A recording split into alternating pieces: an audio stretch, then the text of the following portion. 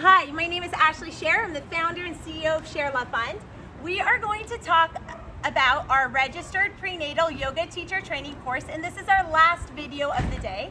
And we are going to talk about the teaching methodology section, and the very last section we are going to discuss is cueing. So, how do we cue? One thing I want to say is do not touch your client's belly and rub their belly. I don't know any pose where that is an appropriate cue. And I do know as a pregnant woman 3 times that people love to rub the belly. It is like a tempting thing. I don't understand it. And it's sort of a joke among some prenatal women, like how many, usually it's men, like rub your belly. So try to resist the urge of rubbing bellies. This is a professional degree. You're going to graduate, you're going to be a professional, and there's no belly rubbing. So aside from that, for cues, in our post-COVID world, it's really not necessary to touch. And more, we are seeing trainings where you don't have to do any physical assist. So, like I said earlier, that yoga teaches us about boundaries, and that our yoga mat is a physical boundary, and then we also can say no when things are outside the scope of our ability. Like, for example, ShareLove.Fund does not teach at-risk pregnancy yoga. So if someone is at risk, we say no, we can't teach you. And so one of the boundaries you can set as a teacher is, are you comfortable with physical assist or not? So what we teach here is not doing physical assist. If you do a physical assist, it is important to ask, may I touch you? When you touch, you've learned this in your RPYT 200, you can use the back of the hand. Also, what we found is without even touching, like let's say my knee is supposed to be bent.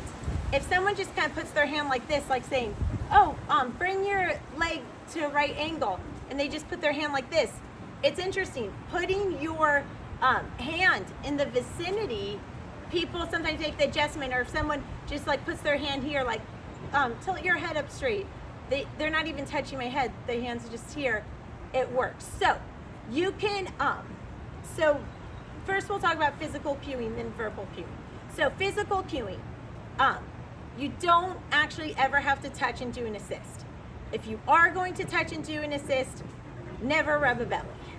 If you are going to touch and do an assist and you're sure to not rub a belly, then you can use 2 fingers or the back of the hand.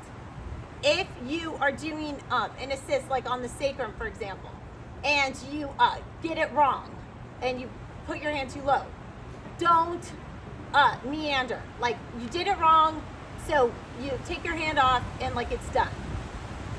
Don't place wrong and scoot your way up, because that feels creepy. Okay, so it's like, do a physical assist, either get it right or get it wrong and move on and be done with it. But there's no meandering hands, no creeping hands. And always ask for permission before you touch anyone. Also, if you are teaching a group class,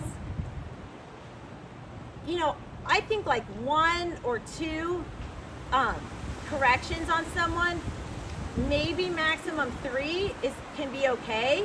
But sometimes as teachers, we might be drawn to correct one person, but that can make a person feel really uncomfortable. So don't spend your time correcting one person all class, even if they're doing it wrong, unless it's a safety issue. If it's not a safety issue, make sure to move around the class. Now, let's talk about verbal cue. Oh, and the last thing with the physical cueing that we discussed is, I put it in the category physical cueing because you're approaching the person, but you can accomplish all the cueing needs that you need to by not actually touching, but just like putting your hand in their vicinity. And it's amazing. I think we feel this energy exchange.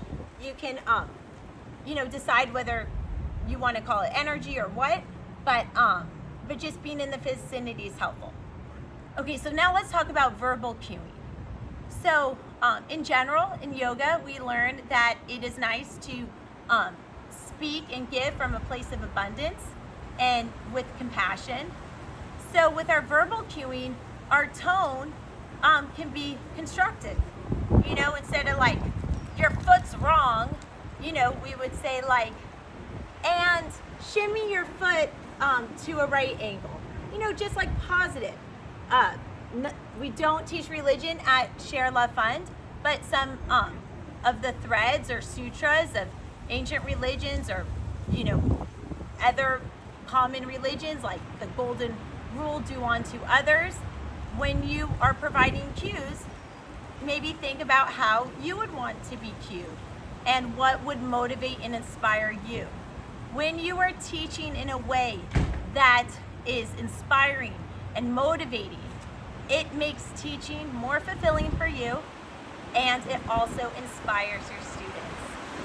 With that general guidance, I will leave it to you to fill in the blanks, to really, I encourage you to draft your own cues, and to really tap into that infinite amount of creativity within you, and to develop cues that in serving others, you're also fulfilling yourself and seeing all that you are made of. Namaste.